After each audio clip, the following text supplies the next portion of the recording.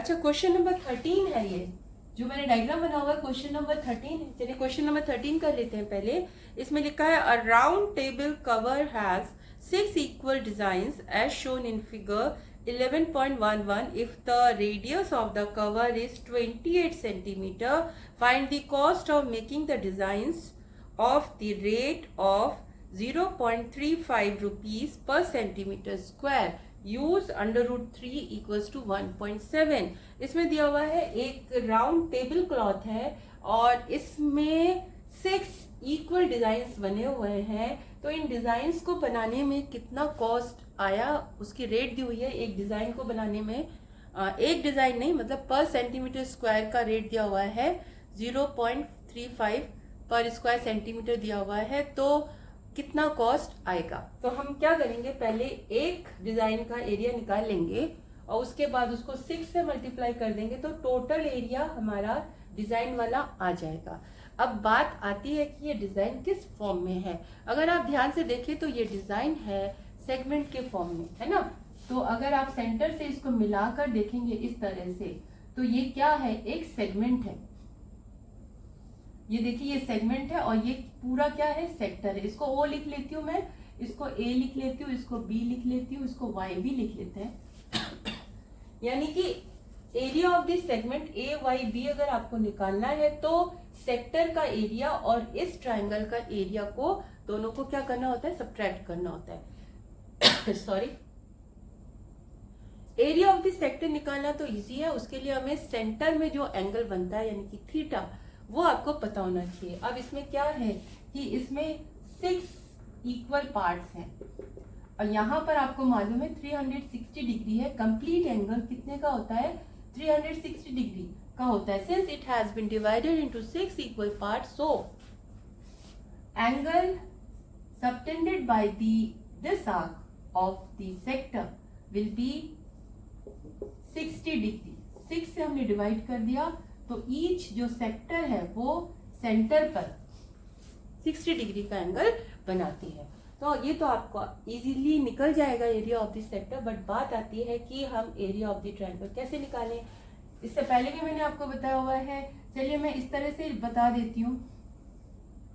Triangle इस तरह से दिया हुआ है, ए बी ओ दिया हुआ है। यहाँ पर आप सी लिख दीजिए। आपको क्या चाहिए, बेस चाहिए और एल्टीट्यूड चाहिए, ठीक है। अगर आपको यहां से कंफ्यूजन लग रहा है तो आप ये वाला सेक्टर भी ले सकते हैं, नीचे वाला। इस तरह से ये देखिए, यहाँ पर इस तरह से यहाँ पर आपको बेस चाहिए और एल्टीट्यूड चाहिए। तो इस तरह से ट्रायंगल बन गया, ठीक है। ये ओ है, यहाँ पर मैं ए बी यहाँ लिख लेती हूँ, यहाँ वाई लिख लेती हूँ, तो ये ए बी हो गया, ठीक है। अब ये हो गया आपका एल्टीट्यूड। ये कितना एंगल था, पूरा 60 था, तो ये वाला एंगल हो गया 30 डिग्री।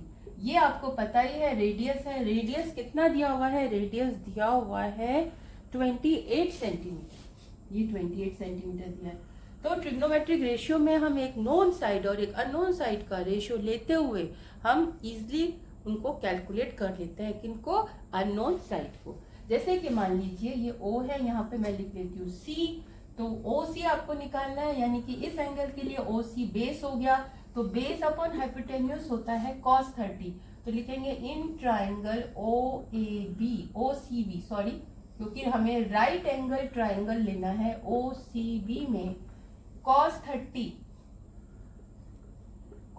विल बी बेस यानी कि OC अपॉन हाइपोटेन्यूज यानी कि OB। cos 30 होता है under root 3/2 equals to OC कितना है, OC आपको निकालना है। OB कितना है, OB है 28, यानी कि 28 अंडर रूट 3, ये यहाँ पर आ जाएगा, upon 2 equals to OC। Cancel कर दीजिए, यानी आ गया आपका 14 under root 3 equals to OC। जब OC आ गया फिर आपको चाहिए BC। इस एंगल के लिए BC क्या है, परपेंडिकुलर है, क्योंकि एंगल के जो अपोजिट साइड होती है वो परपेंडिकुलर होती है। और परपेंडिकुलर अपॉन हाइपोटेन्यूज ये किसका रेशियो होता है, साइन का। तो क्योंकि यहाँ पे 30 है तो इसीलिए हम साइन 30 लिखेंगे। Sign 30 equals to BC। 30 के लिए ये परपेंडिकुलर है और ये हाइपोटेन्यूज है, अपॉन OB।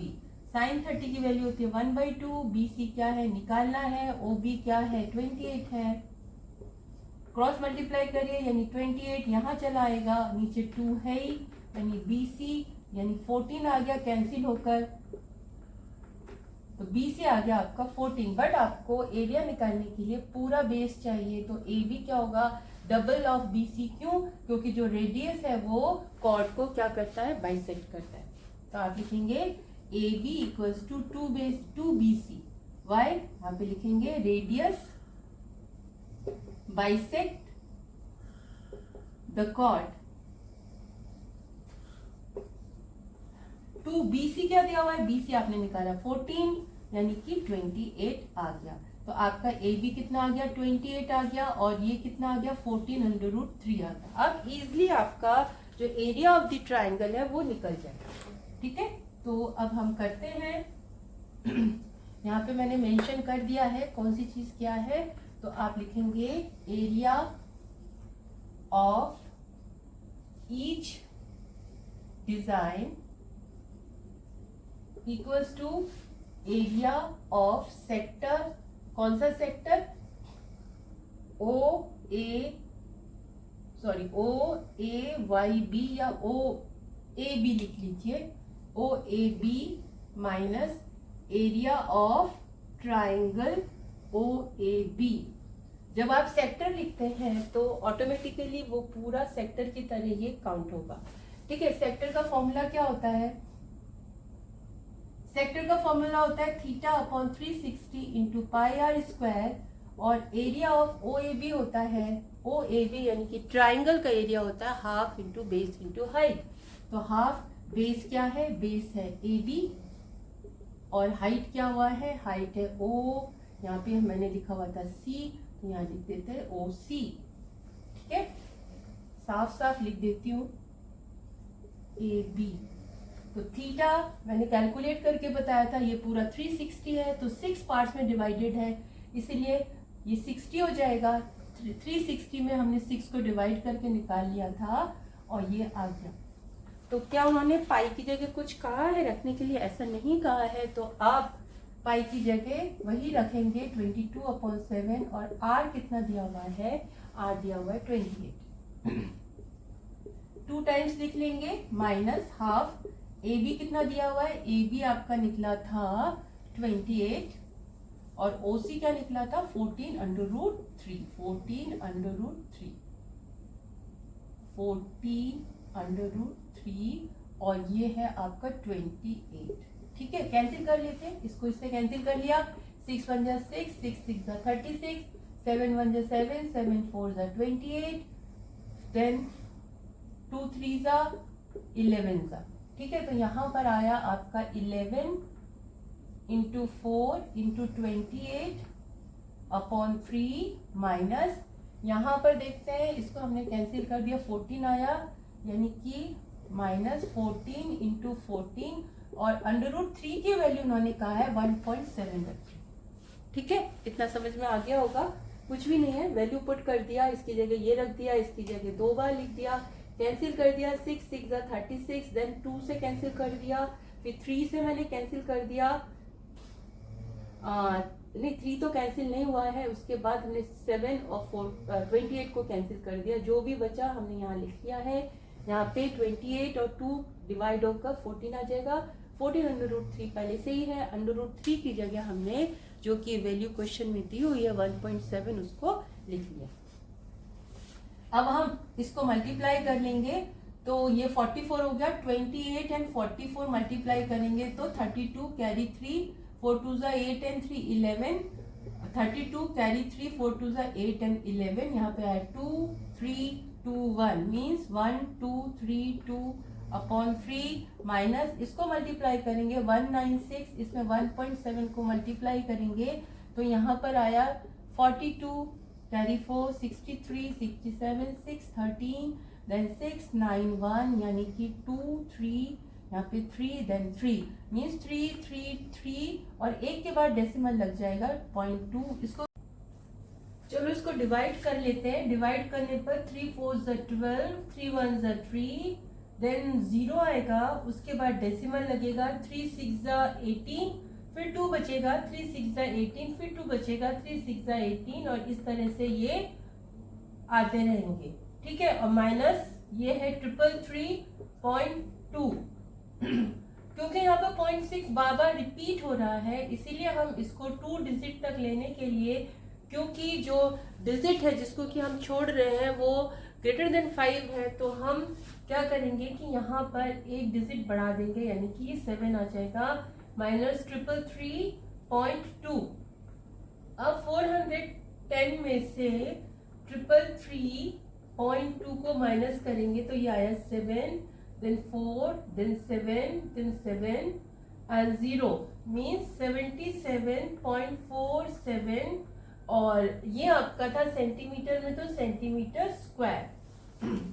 सेंटीमीटर स्क्वायर आ गया है। ये आपका क्वेश्चन नंबर 13 हम कर रहे थे, तो यहाँ पर ये आ गया। अब इस तरह के जो ये तो निकला है एक डिजाइन का एरिया, तो इस तरह के कितने डिजाइन हैं? 6। तो हम लिखेंगे total area of 6 design, total area of 6 design, क्योंकि एक डिजाइन का एरिया 77.47, तो 6 का हो जाएगा, 6 से मल्टीप्लाई कर दीजिए, 6 7 जा 42, कैरी 2, 6 4 जा 40, 24, 24 and 4 28, 6 7 जा 42, 2 carry 4, 6 7 जा 24, 6 4 जा 24 and 4 28, then carry 2, 6 7 जा 42 and 2 44, then 6 7 जा 42 and 4, that will be 46। ये आ गया आपका सेंटीमीटर स्क्वायर टोटल एरिया। तो टोटल कॉस्ट क्या हो जाएगा? टोटल कॉस्ट आपकी आ जाएगी rate multiply by total area. Rate कितना दिया हुआ है? पर सेंटीमीटर स्क्वायर का रेट दिया हुआ है 0.35, इसको मल्टीप्लाई कर देंगे 464.82 से, तो यहां पर आ जाएगा आपका 464.82 एंड 35 है वो, डेसिमल 35 मल्टीप्लाई करेंगे, 5 2 10, 40 and 41 carry 4, 24, 2, 32 carry 3, then 23, put 0 here you will get 6, then 24 carry 2, then 12 and 2,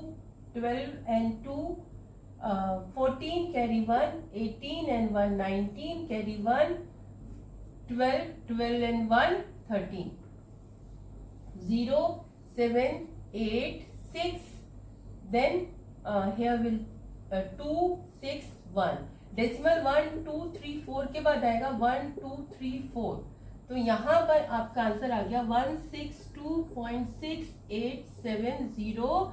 ये आया, क्योंकि कॉस्ट है तो आप लिखेंगे रुपीस, इतना आ गया, क्योंकि रुपीस जो है 2 डेसिमल तक होता है, तो आप लिखेंगे 162.68। तो आंसर आपका आ गया 162.68 पैसा। इसको चेक कर लेती हूँ मैं। 11.1 का जो क्वेश्चन नंबर 13 है उसको चेक करते हैं। डेसिमल वाले में जब थोड़ा सा लेंदी होता है तो वो डिफर भी कर सकते हैं, तो इसमें आंसर दिया हुआ है 162.68 दिया हुआ है। ठीक है, वैसे तो अगर 7 को छोड़े तो ये 9 आएगा, तो कहीं ना कहीं हम लोग ने जो 6 7 कर लिया है, या फिर यहाँ पर 6 6 7 करके अगर लेंगे तब कुछ आएगा, लेकिन ओवरऑल ये आंसर करेक्ट है। होप आपको समझ में आया होगा। अगर समझ में आया तो मेरे चैनल को सब्सक्राइब कीजिए, लाइक कीजिए और शेयर कीजिए। Thank you.